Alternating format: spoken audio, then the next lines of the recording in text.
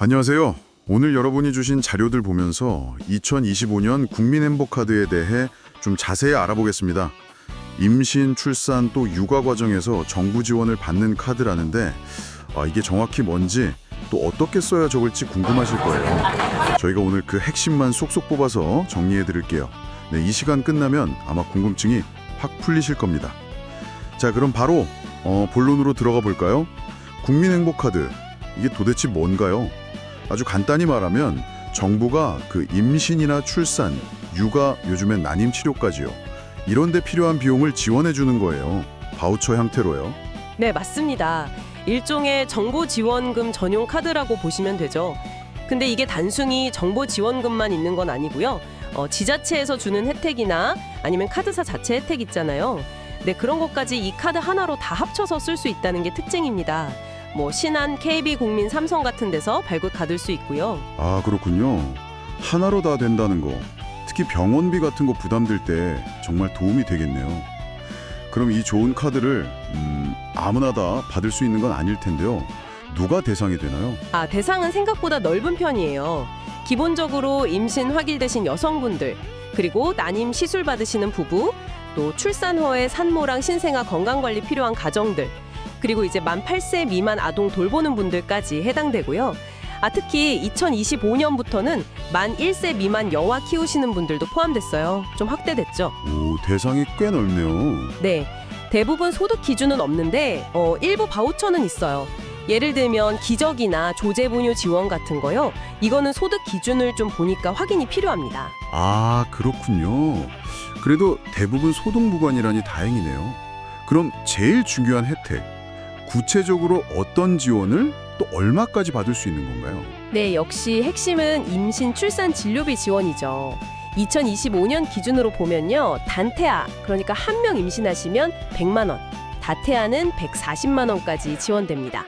이게 생각보다 금액이 크죠. 와, 100만 원? 140만 원이요? 네, 그리고 이거 말고도 난임 시술비나 첫 만남 이용권이라고 출생아한테 200만 원 주는 거 있잖아요. 네, 그리고 영아수당, 아이돌봄 서비스 비용 지원 이런 것들도 다 이 카드로 받을 수 있어요. 종류가 꽤 다양해요. 100만 원이면 진짜 임신 기간 동안 병원비 부담이 확 줄겠는데요? 사용처는 그럼 병원 말고 또 어디가 있나요? 혹시 온라인 약국 같은 데서도 되나요? 사용처는 병원, 한의원, 약국, 그리고 산후조리원이나 조산원 같은 의료 관련 기관은 거의 다 된다고 보시면 되고요. 일부 의료기기 살 때도 쓸 수 있어요. 근데 질문 주신 것처럼 온라인 약국은 아직 안 돼요. 네, 이 부분은 좀 아쉽다는 분들도 계시더라고요. 그리고 바우처 종류마다 사용처가 조금씩 다를 수 있으니까 이것도 한번 확인해 보시는 게 좋습니다. 그렇군요. 신청은 어떻게 하는 게 제일 편할까요?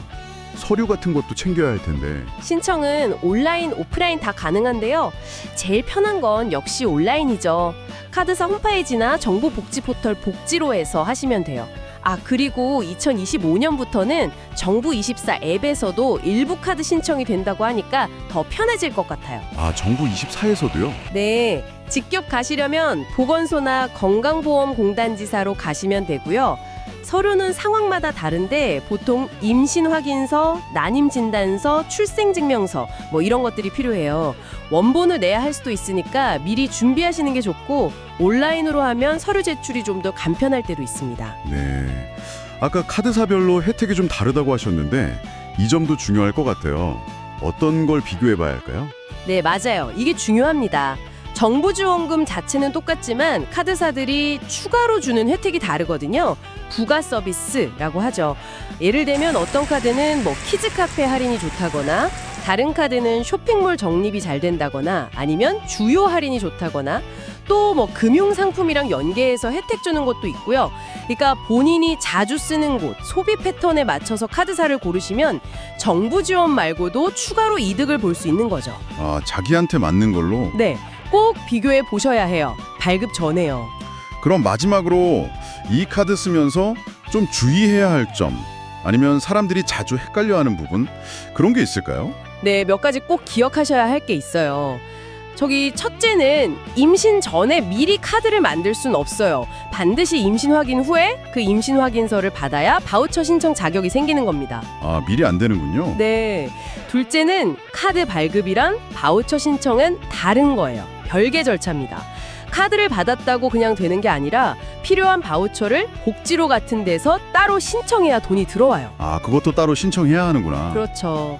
셋째는 카드사를 바꾸는 건 괜찮은데 기존 카드에 남아있던 바우처 잔액 있잖아요. 그게 새 카드로는 안 옮겨져요. 아, 정말요? 잔액 이전은 안 된다. 임신부터 육아까지 이 경제적인 부담을 줄여주는 정말 실질적인 혜택이니까요. 해당되시면 꼭 신청해서 혜택 누리시는 게 좋겠습니다. 여기서 제가 한 가지 좀 생각해 볼 만한 점을 던져드리고 싶은데요. 이 카드가 주는 어떤 금전적인 지원, 그 직접적인 혜택 너머예요. 이것이 여러분의 가족 계획이나 혹은 중요한 의료 결정 과정에 어떤 심리적인 영향을 주고 있는지 한번 돌아보시는 건 어떨까 싶어요. 단순히 뭐 비용을 아낀다 이걸 넘어서서요.